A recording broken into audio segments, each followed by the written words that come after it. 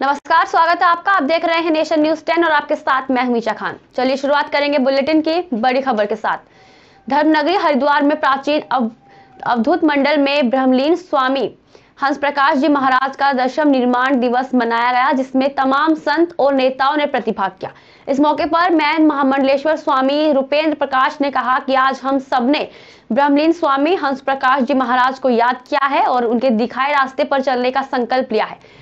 वही समारोह में पहुंचे सांसद रमेश पोखरियाल निशंक ने कहा कि आज हम सब लोग स्वामी हंस प्रकाश को याद कर रहे हैं और उनके दिखाए गए रास्तों का अनुसरण कर रहे हैं। महामंडलेश्वर स्वामी हंस प्रकाश जी की 10वीं पुण्य स्मृति में संत सम्मेलन का आयोजन किया गया और पूज्य संतों के द्वारा उनके द्वारा किए गए जीवन भर में धार्मिक और सामाजिक कार्यों को गुणगान किया गया। पूरे देश भर से उनके श्रद्धालु भगत आज उनको श्रद्धांजलि देने के लिए यहाँ पर आए। हमारे उत्तर प्रदेश के बहुत यशस्वी मंत्री श्री सुनील भराला जी, प्रणव सिंह चैंपियन जी, मेयर रुड़की अनीता ममगई जी, रुड़की मेयर गौरव गोयल जी, ऐसे अनेकों राजनीतिक प्रतिभाएं भी यहाँ पर आई। हरिद्वार में जन कल्याण पर्वतीय संगठन द्वारा चतुर्थ स्थापना दिवस मनाया गया, जिसमें छोटे छोटे बच्चों ने अपनी संस्कृति को मंच के माध्यम से प्रस्तुत किया और साथ ही उत्तराखंड की संस्कृति को दर्शाया। इस कार्यक्रम में पूर्व कैबिनेट मंत्री स्वामी यतीश्वरानंद भी उपस्थित रहे, जहां उन्होंने बच्चों का मनोबल बढ़ाया। वही जन कल्याण समिति के अध्यक्ष ने कहा कि हमने आज जन कल्याण प्रकृति संगठन का चतुर्थ स्थापना दिवस मनाया है। हमारे जन कल्याण संगठन हमारी संस्कृति कला को बचाने का कार्य करता है।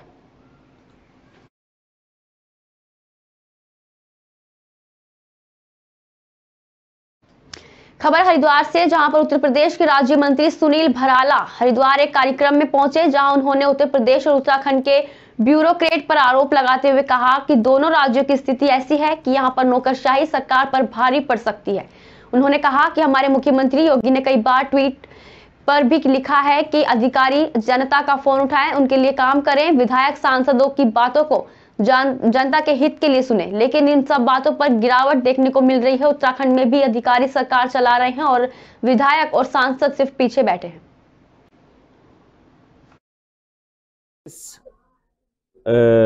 में जिस प्रकार की जो परिस्थिति है उत्तर प्रदेश के, जहां आपने ब्यूरोक्रेट्स की बात करी है, अधिकारी कर्मचारियों की बात करी है, वो वास्तविकता है।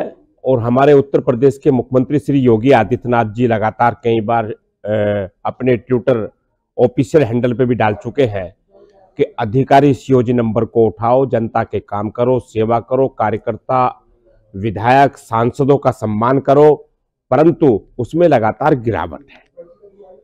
वहां पर अधिकारी अपने मनमानी पे तुले हुए हैं। अभी विचार विमर्श करना पड़ेगा और पार्टी के पदाधिकारियों को, सांसदों को, विधायकों को जिस प्रकार का एक प्रोटोकॉल है, उस प्रोटोकॉल को वो अक्षर से उसका पालन करना चाहिए और ये मुख्यमंत्री का निर्देश है, उसका अनुपालन ठीक से हो। परंतु अगर ये नहीं किया गया तो इसके लिए विचार। इस समय तेजी से बदल रहे मौसम में यदि हम सावधानी नहीं बरतेंगे तो बीमार होकर परेशान होंगे। लिहाजा आहार विहार पर ज्यादा ध्यान देने की जरूरत है। घर में उपलब्ध चीजों से ही हम इस मौसम में खुद को स्वस्थ और तरोताजा रख सकते हैं। आयुर्वेदाचार्य ने बताया कि ये काल शक्ति संचय और रोग मुक्ति का काल है। सूरज की गर्म किरणों के प्रभाव से शरीर में संचित पित्त शरद ऋतु में अपना प्रभाव दिखाने लगता है। रक्त भी इससे दूषित हो जाता है। ऐसी स्थिति में आहार विहार संबंधी नियमों का पालन आरोग्य लाभ के लिए अति आवश्यक है।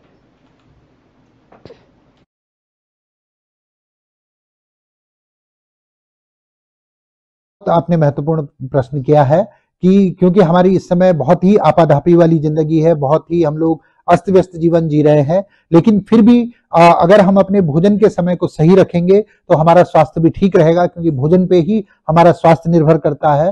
तो हम लोगों को सुबह समय से उठ जाना चाहिए।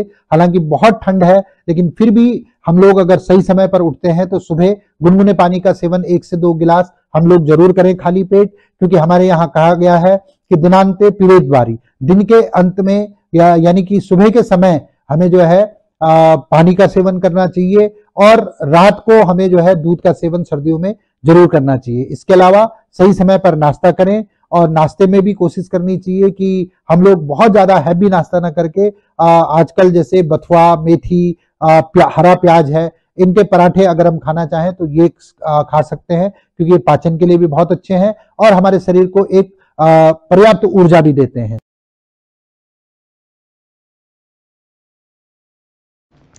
1 जनवरी से अनिश्चितकाल धरना किसान संगठन द्वारा जारी है, जिसमें कि बीते दिनों आज 5 जनवरी दिन निश्चित किया गया था, जिसमें किसानों ने आह्वान किया था कि भिलाई शुगर मिल के सभी क्रय केंद्रों पर गन्ना नहीं दिया जाएगा और पूर्णता है कि क्रय केंद्र बंद रहेगा। आपको बता दें कि ये पूरा मामला बिजनौर का है, जहां पर किसानों ने गन्ना भुगतान को लेकर धरने पर बैठे हुए हैं और कि भारतीय किसान यूनियन के जिला अध्यक्ष का ये कहना है कि 10 जनवरी तक किसानों का पेमेंट होना चाहिए, अगर नहीं हुआ तो हमारा संगठन लगातार धरने पर बैठा रहेगा। उठेंगे नहीं, पैसा ये नहीं देगा तो हम गन्ना किसानों का देने नहीं देंगे और हम फिर बाद में इसका जब पैसा नहीं देता, मिल बंद हो जाता तो हम इसकी ईंट वगैरह भी उखड़वाने का प्रयास करेंगे, किसानों को दिलवाने का प्रयास करेंगे। तो ये धरने का जो है अनिश्चितकाल है या फिर कुछ टाइम बढ़ाते रहते हैं। हम पहले जो 1 तारीख में हमारा धरना था, हमने 5 तारीख तक का बढ़ाया, आज हमने 10 तारीख तक का कर दिया हो, क्योंकि हमें 18 दिन तक लड़ाई लड़ेंगे। हमें उम्मीद है पूरी ईश्वर की तरफ से कि 18 तारीख में हम सफल होंगे, जीतेंगे, क्योंकि पांडव भी महाभारत 18 दिन में जीत गए थे। यहाँ सब धर्म परमात्मा बैठे हैं हमारे साथ लड़ाई लड़ने वाले, और धर्मी कोई नहीं है। लड़ाई हमारी कौरवों के समान अधर्मी बिल मालिक से है। अच्छा, कुछ किसानों का कहना है कि यहाँ इस भिलाई शुगर मिल के जो क्रय केंद्र है, सेंटर जो है, तो उनपे आज तोल बंद है। आज भी तोल बंद है, जब तक भुगतान नहीं देने, जब तक ही तोल बंद रहेगी सभी क्रय केंद्रों में। अच्छा, देखने में आया है कि जो ओवरलोड ट्रक है, गन्ने से लोड है, वो आ रहे हैं, तो उसके लिए क्या कल का गन्ना पड़ा है। वो देखो, हमारा काम झगड़ा करना नहीं, फिलहाल नहीं करना, वो कल का गन्ना उनका पड़ा है, तो अपना कल का गन्ना वो उठवा रहे हैं। हमें कोई लड़ाई नहीं करनी, किससे झगड़े नहीं करने, आगे से नहीं तुलने देने के। हम आगे से हम नहीं गन्ना भरने नहीं देंगे सेंटरों पर। हमारा वायदा किया था हमने प्रशासन से कि हम इनका 4 तारीख का तुला हुआ गन्ना नहीं रोकेंगे, और इस मिल पर भी हम किसी किसान को नहीं रोकेंगे, हम किसान को उससे घर ही रोकेंगे। अच्छा, पेमेंट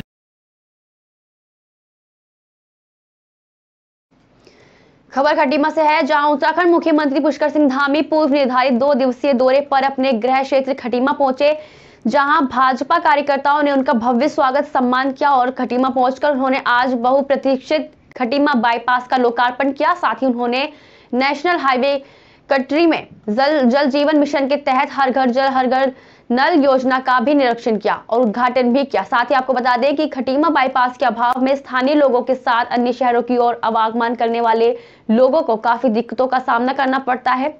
वहीं बाईपास के लोकार्पण से जाम की स्थिति, दुर्घटना, भीड़भाड़, प्रदूषण और अनावश्यक समय की बर्बादी से निजात मिलेगी।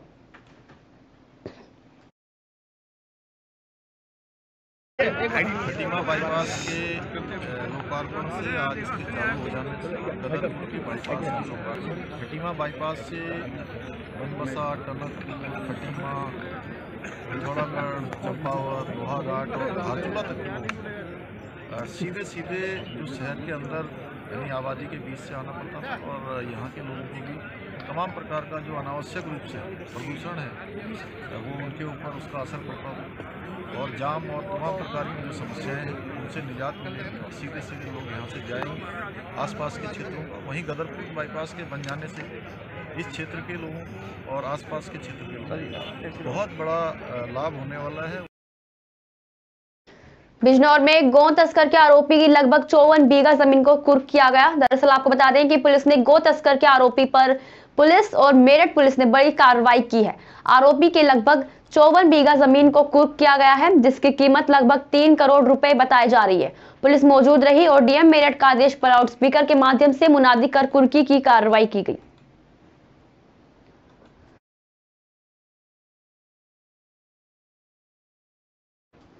भिंड में नहीं थमता दिख रहा अवैध हथियारों से फायरिंग किए जाने का मामला। भिंड में एक बार फिर विवाद के बाद दिन दहाड़े फायरिंग हुई। 2 पक्षों के बीच विवाद के बाद गोली चली।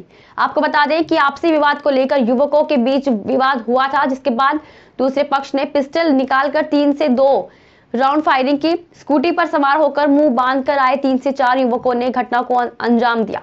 अवैध हथियार से फायरिंग करने के बाद युवक मौके से फरार हो गए और मामले की सूचना मिलते ही मौके पर पहुंची पुलिस ने कारतूसों के खाली खोखे बरामद किए।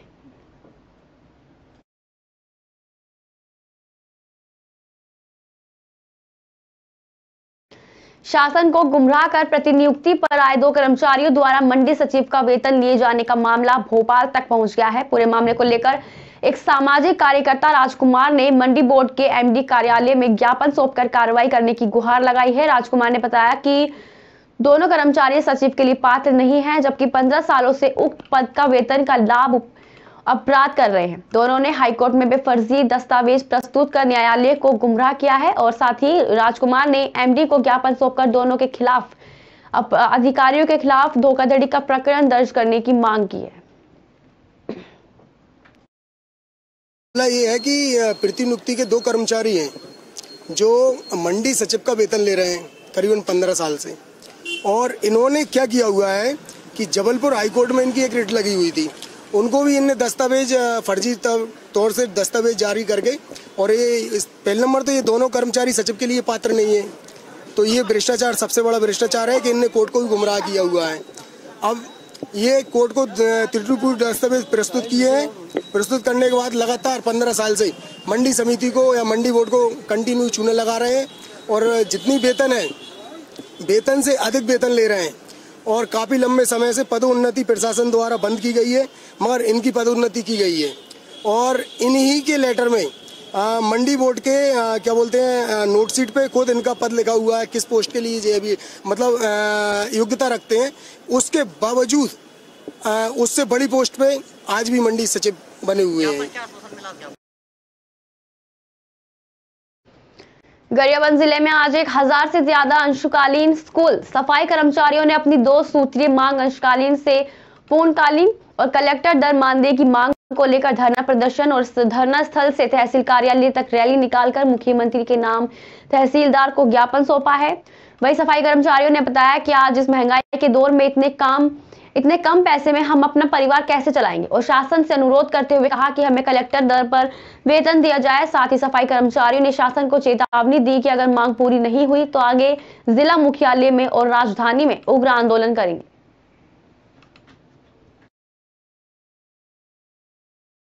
आज हम लोग ब्लॉक स्तरीय 1 दिवसीय रैली प्रदर्शन एवं मुख्यमंत्री के नाम से ज्ञापन दे रहे हैं। उसको ध्यान आकर्षित कर रहे हैं कि हमारी 2 सूत्री मांग है, एक अंशकालीन से पूर्णकालीन करते हुए कलेक्टर दर और जो हड़ताल अवधि का मानदेय है उससे पूर्ण किया जाए, प्रदान किया जाए। अंशकालीन स्कूल सफाई कर्मचारी संघ जिला गरियाबंद, हम लोग का 5 तारीख के ब्लॉक स्तरीय था, 10 तारीख को जिला में होगा। यदि 10 तारीख को पूरा नहीं होगा तो हमारे छत्तीसगढ़ अंशकालीन स्कूल सफाई कर्मचारी 43,301 कर्मचारी रायपुर में कूच करेंगे। ओनली हमारे 2 ही सूत्री मांग है, अंशकालीन से पूर्णकालीन कलेक्टर दर, और 170 दिन अभी हड़ताल चला, उस बीच का मानदेय हमें। खबर अक्सर से है, जहां एक महिला ने अपने पति को गायब करने का आरोप ससुरालियों पर लगाते हुए पुलिस को तहरीर देकर पति को खोजने की मांग की है।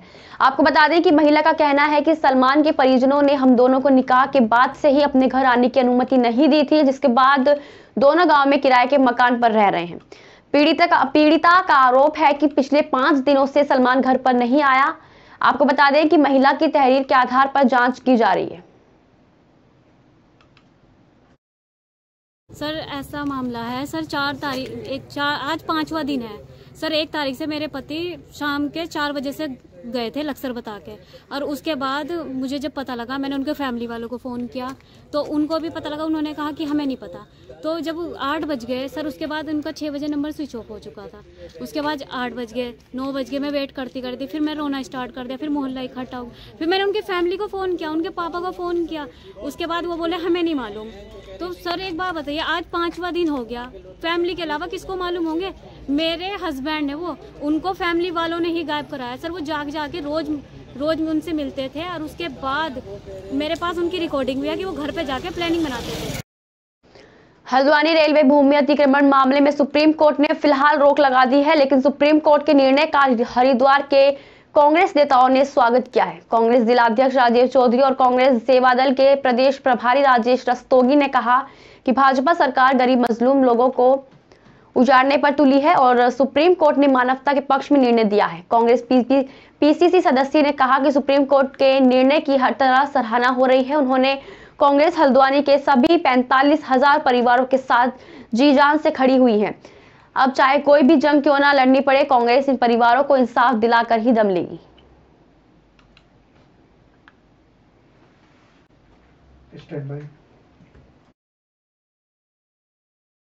तो हर गरीब मजदूर के साथ खड़ी है। जो वहाँ जो गरीब लोग जिनको वहाँ जिन्होंने मकान खरीदा, अपनी पूरी जीवन की संपत्ति लगाकर मकान बनाए हैं, अचानक से तुगलकी फरमान आता है हाई कोर्ट पे एक रिट डाल के कि इसको उजाड़ दिया जाए। वहाँ जो समाज रहता है उसमें ज़्यादातर लोग अल्पसंख्यक समाज के लोग हैं और उन लोगों को टारगेट करके भारतीय जनता पार्टी की सरकार, चाहे केंद्र सरकार हो चाहे उत्तराखंड सरकार हो, ये मिलकर उन लोगों को उजाड़ने में लगी हुई थी। कांग्रेस के नेता, चाहे वहाँ के स्थानीय विधायक हैं, हमारे प्रदेश अध्यक्ष कर्ण महाराज जी हैं, हरीश रावत जी हैं, पूर्व मुख्यमंत्री हैं, सब लोग मिलकर इस लड़ाई में उन लोगों के साथ लड़े और उसका रिजल्ट अभी थोड़ी फौरी रूप राहत के रूप में सुप्रीम कोर्ट ने दिया है। फैसले का स्वागत के साथ साथ आगे जो निर्णय होगा उसके बाद अगली लड़ाई होगी। भारतीय जनता पार्टी की सरकार गरीब विरोधी है, मजदूर विरोधी है, मुस्लिम विरोधी है, उजाड़ने का काम कर रही है, जहां तहां उनका शोषण उत्पीड़न कर रही है। सुप्रीम कोर्ट का बहुत अच्छा डिसीजन आया है। अच्छी बात तो जब थी जब उत्तराखंड की पुष्कर सिंह धामी जी की सरकार पहले से इनको विस्थापित करने का मन बना लेती। खबर लक्सर से है, जहां कांग्रेस आगामी 8 दिसंबर को लंढोरा में सद्भावना सम्मेलन आयोजित करने जा रही है। सम्मेलन को सफल बनाने के लिए कांग्रेस नेताओं द्वारा हरिद्वार देहात क्षेत्र में जनसंपर्क अभियान चलाया जा रहा है। अभियान की कमान खुद पार्टी जिलाध्यक्ष राजीव चौधरी ने संभाल रखी है। लक्सर में जनसंपर्क के दौरान जिलाध्यक्ष राजीव चौधरी ने कहा कि सद्भावना सम्मेलन में पार्टी प्रदेश के सभी बड़े नेताओं द्वारा शिरकत की जाएगी और साथ ही उन्होंने दावा किया कि राहुल गांधी की भारत जोड़ो यात्रा से पूरे देश में कांग्रेस की हवा चल रही है। इसका रिजल्ट 2024 में देखने को मिलेगा।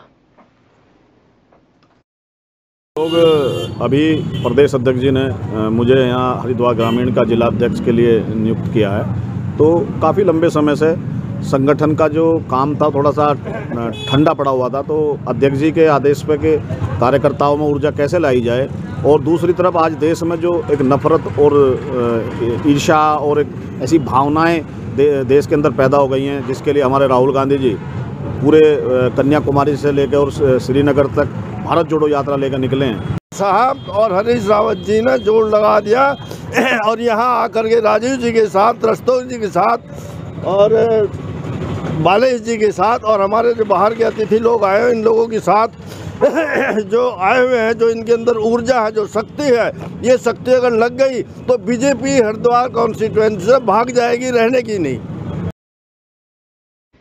भाजपा के वरिष्ठ नेता विदिशा के पूर्व विधायक और पूर्व वित्त मंत्री राघवजी भाई ने शिखर जी को पर्यटन क्षेत्र घोषित किए जाने और विदिशा शहर जिले के साथ पूरे प्रदेश और देश भर में चल रहे आंदोलन की जानकारी झारखंड के मुख्यमंत्री हेमंत सोरेन को दी। फोन पर हुई चर्चा में उनसे इस मामले का जल्द से जल्द हल निकालने की मांग की।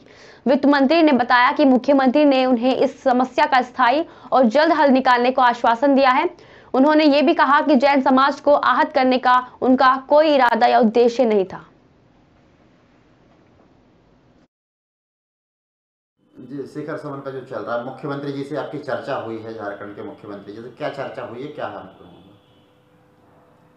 ऐसा है कि सकल जैन समाज विदिशा और वैश्य महासम्मेलन के आग्रह पर मैंने झारखंड के मुख्यमंत्री श्री हेमंत सोरेन जी से आज दोपहर को 2 बजे फोन पर चर्चा की और उनसे ये निवेदन किया कि ये जो समय शिखर का मामला है, इससे पूरा जैन समाज पूरे देश भर में आक्रोशित है, आप इसका शीघ्र निराकरण करें।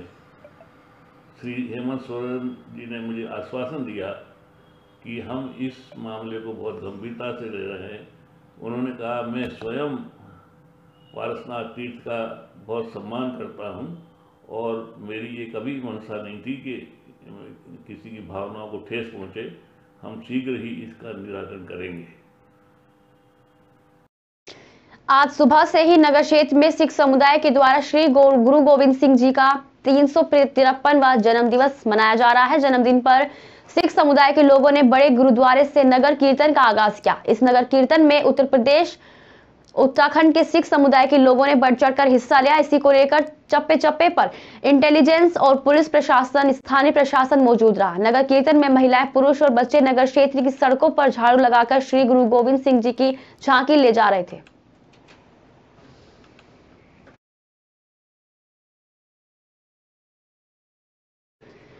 सहारनपुर नई दृष्टि नवयुक्त प्रधान संगठन में अपनी विभिन्न मांगों को लेकर कमिश्नर को सौंपा ज्ञापन। उन्होंने कहा कि ग्राम प्रधानों का अधिकारों के द्वारा मान सम्मान का हनन और जिला पंचायत राज्य अधिकारी के द्वारा मनमाने तरीके से नियमों का उल्लंघन कर प्रधानों पर दबाव बनाकर अनुचित कार्य कराए जाने का दबाव बनाकर खुद को प्रताड़ित किया गया है। उन्होंने कहा कि पंचायती राज संगठन भारत सरकार के द्वारा ग्रामीण विकास और शासन प्रशासन के सभी कार्यों को सुचारू रूप से चलाने के लिए कटिबद्ध है। जिलाधिकारी के आदेशों के बावजूद भी धरातल पर कोई भी कार्रवाई न होने से ग्राम प्रधान आक्रोशित है।